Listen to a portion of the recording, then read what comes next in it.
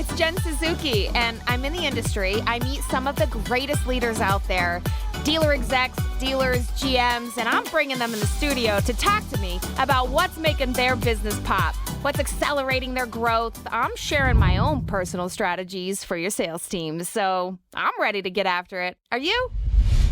Welcome back, listeners. I'm excited to share and introduce my friend and colleague, Tim Smith, with you today. He's a general manager of Volz Auto Group, and they're in New York. So Tim and I have been working together for a long time, and one thing that I really like to focus on today is how he leverages call tracking into his business. Welcome, Tim. Hi, Jen. Thanks for having me. Yeah, no, thank you so much for sharing your time. You know, a lot of times people steer away from like call tracking because they're like, I don't want to listen to people's calls. I'm sure you've been down this road before. People are always like, I don't want to listen to the calls, Jen. It makes my blood pressure go up. And I'm always like, that's where the customers are. What are you doing? What are you talking about? That's like living in the 80s, Yeah. Buyers today, they're going to call your store, they're going to email your store versus walking in. You're going to have more there. So that's, for me, the focal point of today's sales process. What do you think? Yeah, no, I agree. One of the things I always do before I have a training session with them is, I always tell everyone, first off, this is not meant to embarrass anyone. Everyone's been there. Everyone's picked up a call when you're in the middle of two different things and you're trying to catch your bearings. If I ever catch a situation where I took a phone call and it gets recorded, I always try to use that one just to show them that, hey, your salespeople have to have your trust, that you're doing it for the right reasons and you're showing them, this is to get us all better. And, there's nothing better than having a real world situation to actually use and coach off of than, a lot of the, things we make up in our head and say, how would you handle this?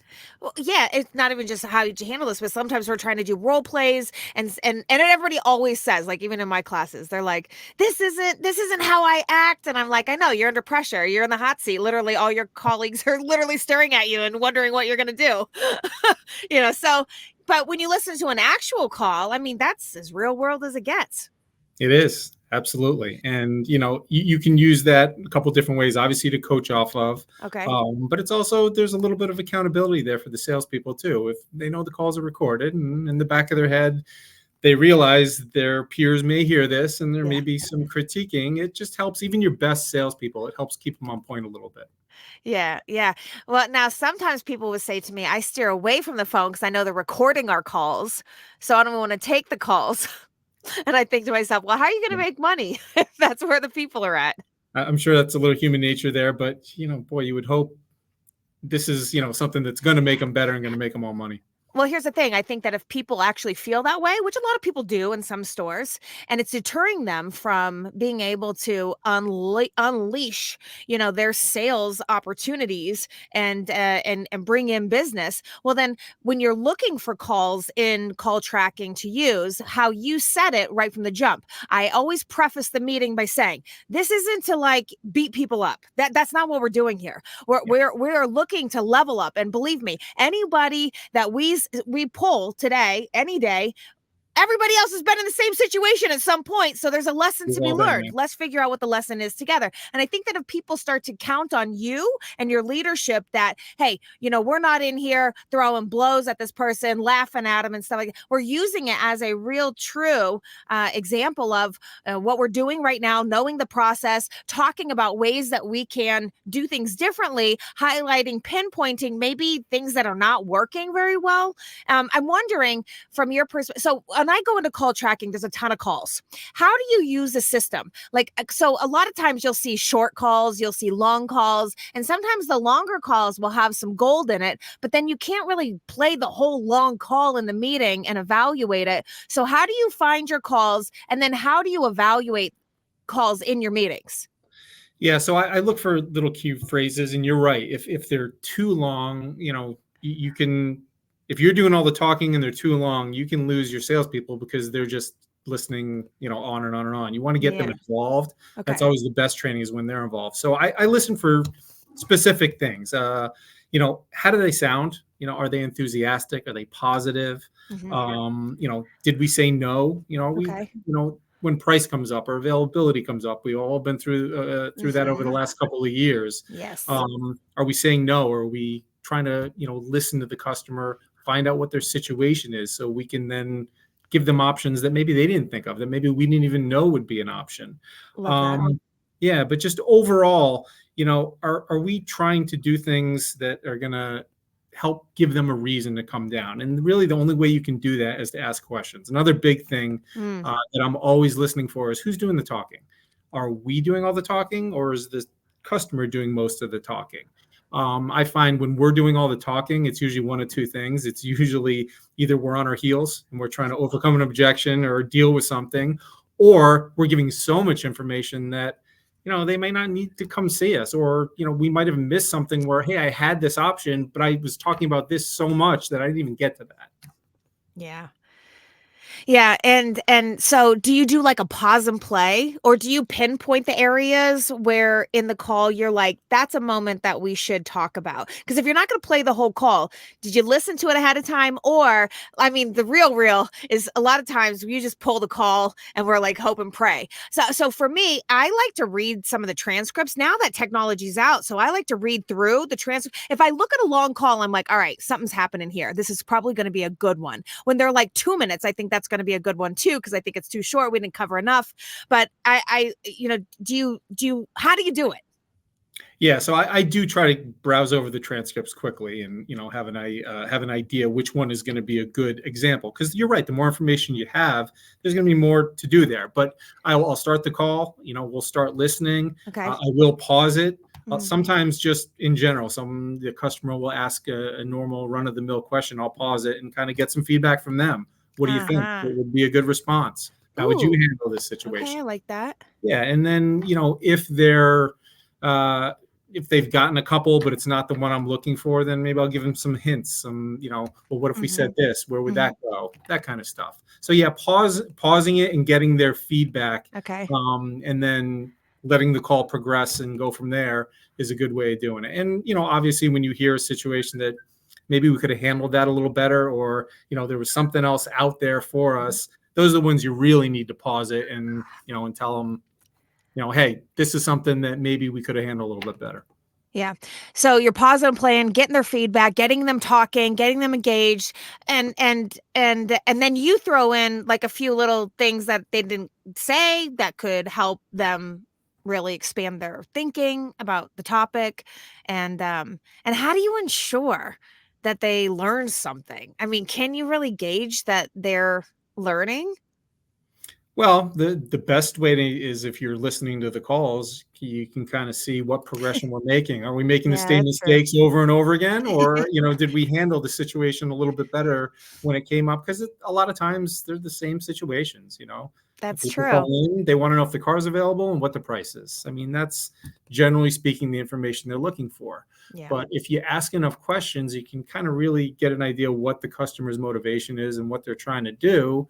You can give them a lot more, many more reasons to have them come visit you, because then they'll trust that you have their best interest in mind, and you're going to help find them a car.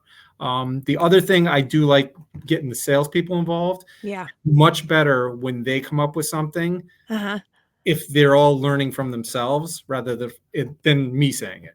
Every time I say it over and over again, sometimes it can kind of, just kind of blend in. But if they're saying something, they come up with a real good response or a real good way to handle it, I think the other people in the room, take that to heart. Yeah, I do too. In fact, I think that's very 2024. It's not just you targeting a person or a particular question or scenario, but more trying to engage everybody. Hey, what did you guys think about this? What did you think about this? Okay, and then gets everybody talking, and sometimes it spins off into like, another area in the call. But if we just keep talking about the call, strengths and weaknesses, well, people are starting to figure, okay, wait a minute, I could have done that. Oh yeah, I could try that next time. And then you have the next calls for the following week to pull and see if you start to see some momentum, some change.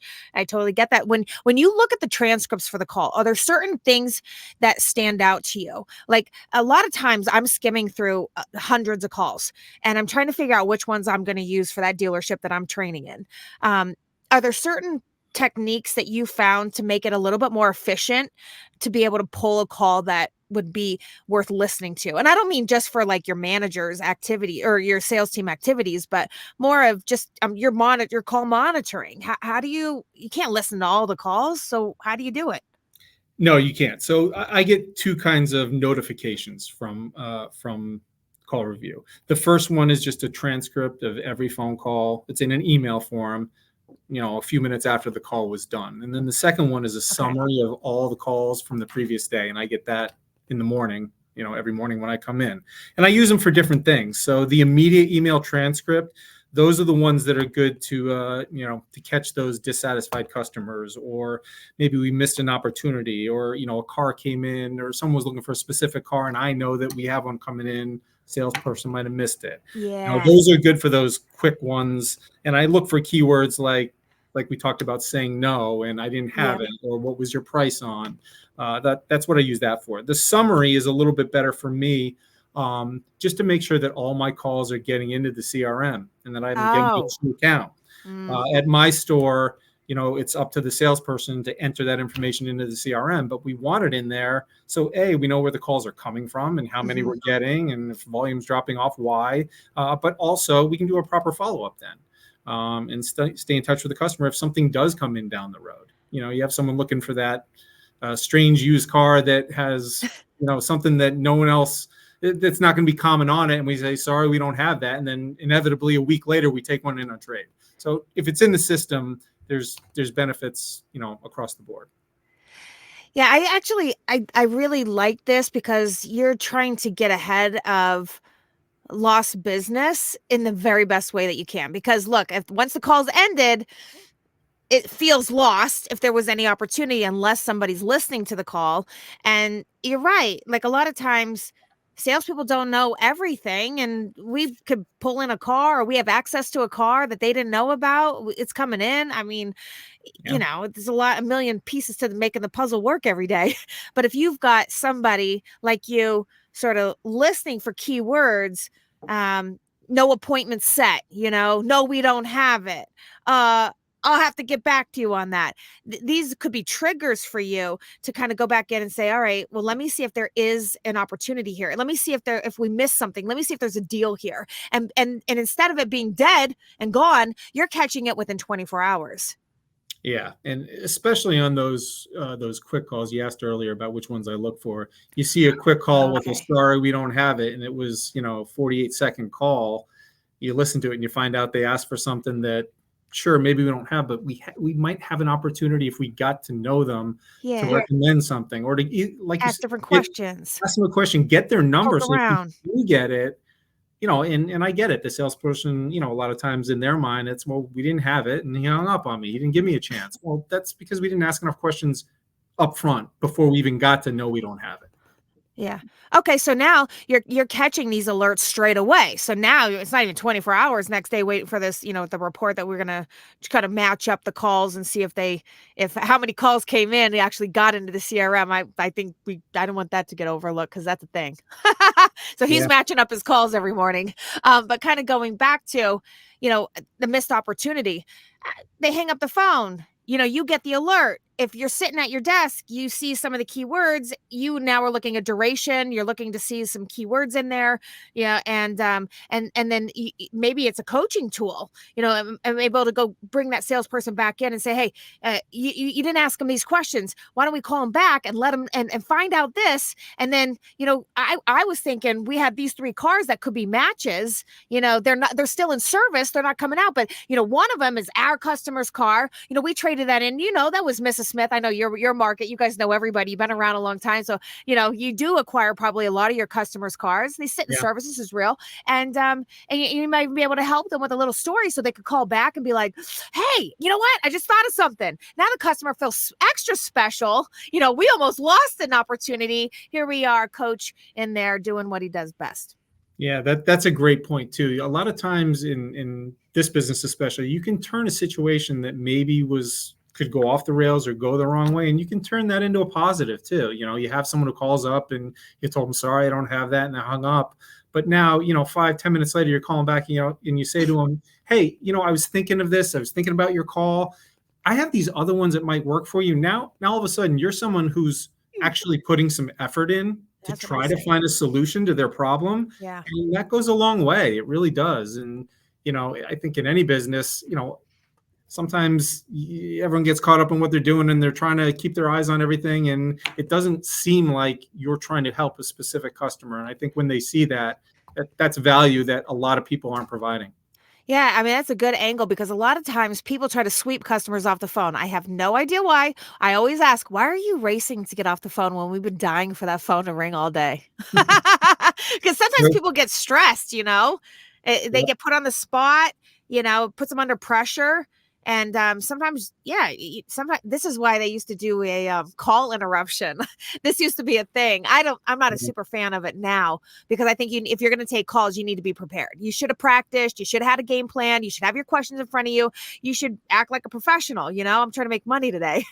So, yeah, Yeah. the more, Sorry, not to cut yeah, you off. yeah, no, no, You hit on something that I really believe in too is, having, no one wants to sound like a robot. No one wants to have a script where, they're sitting there and they think that they're saying, yes, Mr. Customer, what kind of car can I offer you? No one wants to do that. No one no, wants to no deal with that. However, if you don't have some kind of an outline, if you don't have some kind of a game plan. playbook, Yeah. something to go by, you're not going to be efficient and you're not going to be asking the right questions every single time. So, I like my salespeople to have something to go off of. And hey, Yeah. if there's some quiet or there's a pause in the conversation, you can look down and you have a bullet point that's going to tell you, hey, this is an important question to ask, no matter what the situation is. Yeah, I think that's good. And then look, worst case, we're not all perfect. You hang up the phone, your manager picks up something that maybe we didn't ask and knows about other cars. We can match up. I mean, I love this approach to, hey, it's a great coaching opportunity. And it makes customer feel special and makes them feel like we really, really care. Now, on the other flip side of it, I think sometimes in the I love the transcripts. It's just so much easier because I used to have to listen to the calls all the way through to figure out and take notes. And now I don't have to do any of that. It's so efficient. But heat's a thing. A lot of times people call in, they're heated on an issue. And sometimes it gets resolved and sometimes it doesn't. Sometimes it gets passed off to somebody who doesn't pick up their phone, and like a whole lot of things happen. So when you're reviewing your transcripts, I know you're looking for sales, lost opportunities, but are you looking for heat too? And you may even just reflect back on maybe an incident, a time or recently that this came up that you were able to mitigate it, maybe even turn it around. Whereas, had we not been listening to the calls, it'd have been like, bah. Yeah. Talk to that customer never, ever. No, you're right. That definitely is something that comes up. I think one of the biggest ways to overcome a situation like that or to deal with it is it's timeliness. It's like the quicker you can get to it, Yes. the better chance you have or the more odds you have of the situation coming out in a positive light. It's human nature. It's very easy to push things down the road, but if you're addressing it quickly, you just have a better chance of handling it. As far as examples, the biggest one I see every day is Yeah. availability.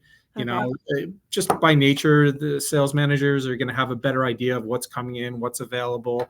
And, you have people calling on a difficult car to get or something you don't have in stock a while. And inevitably it's shown on the website, but it goes quick and it's maybe spoken for already. So when, you don't have something for them, but the sales manager can see that email with that transcript and say, oh, geez, didn't have it, a minute and a half call. What happened here? Hey, I know I have a different color. I have one without that exact package. It may not be perfect, but let's face it, nothing's perfect usually. You can never have every single vehicle and every single combination for every single customer. So, hey, Mr. Customer, I know you've been looking for a while. I know you're trying to find one. Here's what I do have. Here's one that may work for you. It's a good value, and you go from there.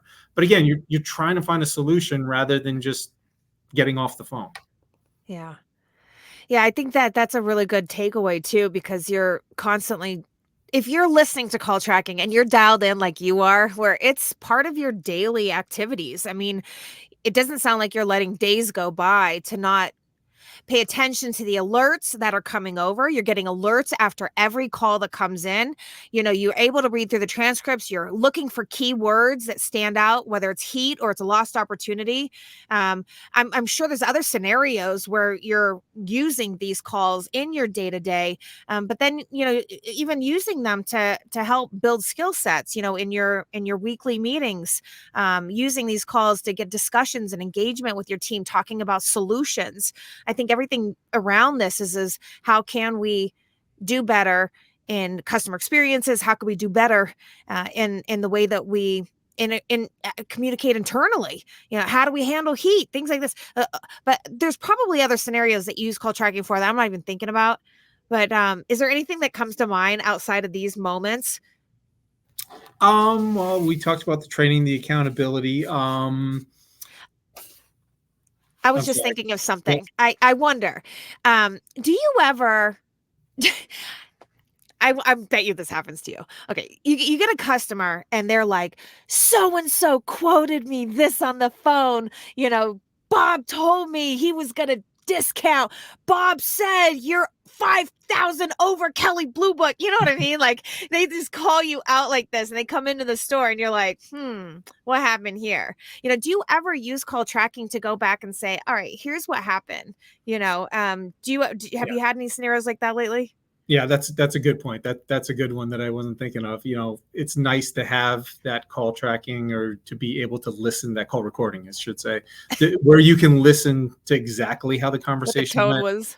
It's always funny. I'm always wondering what I'm going to get when salespeople will come up to the desk and they'll be like, "Hey, I just got this call. When it comes through, you may want to listen to it. Here's what happened." They kind of already know that this might Ah, be a situation where it didn't go the way they wanted it to.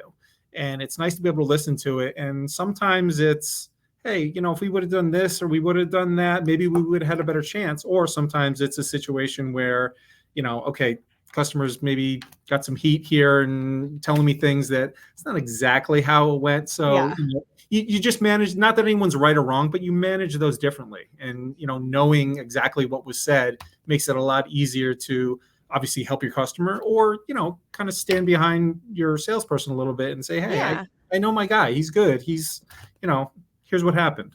yeah. Yeah, actually, I like that you've mentioned that sometimes the salespeople will come to you and say, "Hey, will you listen to this call? What do you think about the scenario? Hey, just be aware of this customer that's coming in. I want you to listen to." That makes a lot of sense. I think that's really great for customer service too, because sometimes we got some bougie people, sometimes we got some attitudes, we got people coming from a distance who have high expectations of things, and I think sometimes you can use the call to communicate that even amongst the team, to say, all right, hey boss, I want you to listen to this call. This is who's coming in. Brace yourself. No, I'm just kidding. But no, but it helps us to get a feel for what this customer's expectations are, or if we drop the ball, what it was, or what their tone is. And I like that salespeople would come to you and say, hey, tell me what you think about this. What would you have done differently? What would you do in this situation? And I really like encouraging that, get everybody to use the system. Yeah, and again, I talked about it earlier, but I think if your salespeople have trust in you, that you're Trying to do the doing, right you're thing. recording these calls for the right reason, and you're Yeah. not trying to call anyone out, you're trying to make everyone better. It's hard. I mean, we've all been on a call, like I said earlier too, where you're on a call and you're just getting peppered with stuff and you weren't prepared because you had a busy day and someone Yeah. just walked out, and that's tough for anyone, no matter what your experience is. Agree. So if they see that this is to give them the reps and the experience to help make them better when they get hit with that, I think they buy in a little bit more too. Yeah, yeah, I agree. Yeah, speaking of busy days, because that's real. You just like laid it out. You're like, that's your days are busy. When they get busy, they get real busy. And you're juggling a lot of tasks and people and emotions, and you got to do things right for the banks and everything else that comes along with this thing. So how real here, I mean, you're sitting there at the desk, you're juggling 1,000 things. The importance of the calls. We could be losing deals right now. There could be heat that if we address it immediately, we could turn it around. So then how do you the alerts are coming over. It's probably adding to your stress.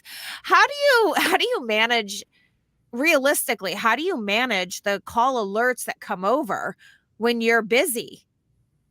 Yeah, that's a very good question. It's not always easy, and that's why I like having both of those notifications or alerts too. I What do wish you I mean could. by that? Well, I Oh, the having the email. one that comes over immediately that Okay. kind of gives you a quick transcript of what happened, but also having a report of the previous day's The calls. morning summary of Maybe I it. can get into detail a little more because, like anything, I wish I could tell you that I sat there and I listened to every single call and I made Yeah. notes. I walked over and I had a 5-minute coaching session with every salesperson. I wish I could tell you that. It Yeah, yeah. doesn't. It's not real world. It doesn't Uh-huh. happen like that.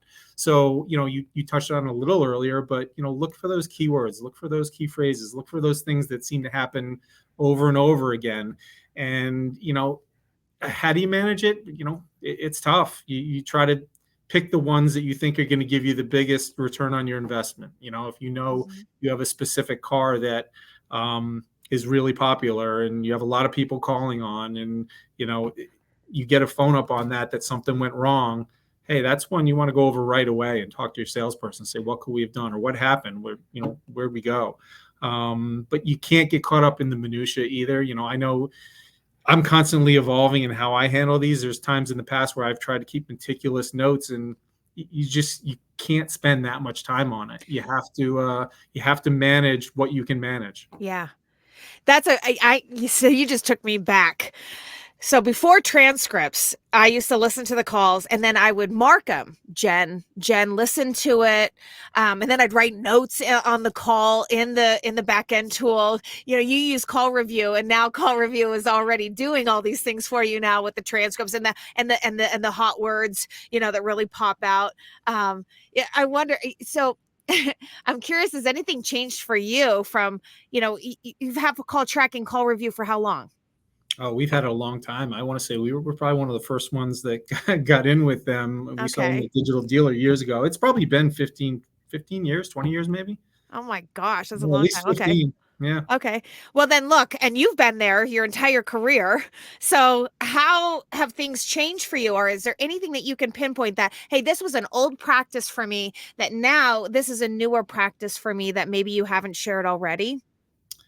Yeah, I mean, the one thing I can think of is you actually mentioned it, is taking notes. And I used to try to go into every call during the day and Yeah. write down, call in CRM suggested this, and that's where that immediate email is good to get and good to read over. And you just got to get experienced at looking for the things that are going to jump out, and then the normal mundane calls that hopefully you made an appointment on, but nothing really went specifically wrong. You just got to kind of move on with your day on that. Mm, And if you are going through the next day and kind of looking over those calls, that's where I kind of get into a little more detail, and that's okay, I where like I this. I really kind of like, okay, this would be a good one for training. Hmm. This is one that everyone needs to know about, because at our store everyone's schedule is a little bit different. We have training sessions in the morning every day, but that Saturday meeting where everyone's there, and we're having our Rah, rah. discussion to try to get the day going. But this is a good topic that everyone can learn from. I got to mark this call and play it for them. That's Okay. something I think I do more now than I probably didn't do in the past. Markham. Okay. Yeah. Yeah. So easy to come back for Saturday. Yeah, I thought you were gonna say, because you said you match up the calls, in the morning from the report to see, because your calls don't automatically dump into the CRM. I thought you were gonna say, I'm gonna make sure they're in there, and then if they're not, I want them to go put their notes in the system. I, No, because a lot of times if they forget to plug it in to the CRM, that it doesn't count, and if it's not there, there's no notes, and we have no idea what happened with the customer. that's a constant struggle. We're all busy. But the better you can overcome it, the better you'll be. Anybody have any tips for Tim on that? Just email. No. um, but no, this has been really helpful. And thanks for dialing in and sharing how you use call tracking and CallRevu in your store. And I think a lot of times we expect improvements. And when we use tools like this, we expect things to get better. We expect different, things to evolve and change. And, even just reflecting on having call tracking for so long and the way we used to do things, sometimes we would just yell at people with the calls. Now we're a little more tactful, a little more strategic, and seeking engagement, preferencing. We're not trying to, call people out and, ruin your day. We're all trying to learn together. I think that's a good evolvement. But just lastly, what big changes or any changes at all have you noticed even in yourself or others, including your team members, since you've started leveraging this more into a regular thing? Well, the one thing that I've noticed over my years of doing this is the general idea of what we're trying to do in sales, the general, job itself really isn't that much different than it was. You're trying to accomplish the same things and you're trying to do it basically the same way. But the mechanics of it, the little things, the specific questions that become important, as your market changes, as your team changes, as your customers change, you have to change along with them. Availability, a good example of this is, in the last couple of years when we came through, availability used to be, we have everything you want, come down here now, and through the last 2 years, we went through, geez, we don't have anything, but we still want to give you a reason to come down here, and, we'll find something, we'll make it work. What other value can we sell to the customer that, it's worth a trip down to come see us? Yeah. That's one that changed a while and, could be changing back. So if you're not changing with these situations, then, it's tough. Yeah. Yeah. So you're saying, okay, we really needed to sell more value, bring something to the table in the calls, and it has become more of an emphasis for you in just improving the quality of the conversation. Yeah, definitely. Yeah. I mean, we all dealerships have vehicles. We're all trying to sell a vehicle, but what more do you makes you add? stand out? Yeah, that's the Yeah. thing What that else can can you bring? really set you aside. Yeah. Okay. And not to mention what you said earlier, they got to be asking the right questions. And if they didn't, if we can pick it back up after we hung up the phone, so then you realize, okay, we need to be coaching on better questions, on these phone calls. Well, I will tell you, I really appreciate your time. And I know you got 1,000 things to do, but, carving out some time for us and my listeners to share your experience with call tracking and how you use it to level up your sales team. Thank you. Oh, you're welcome. Thank you so much. I appreciate you having me. Yeah, thank you so much. If you like these episodes and my sales game techniques, you should snatch up our latest dealer education program I'm hosting. It's called Jen's Remote Classes, and it's a 1-hour, once-a-week class with me alongside other dealerships all pursuing the same end game to achieve top 10% status in your dealership.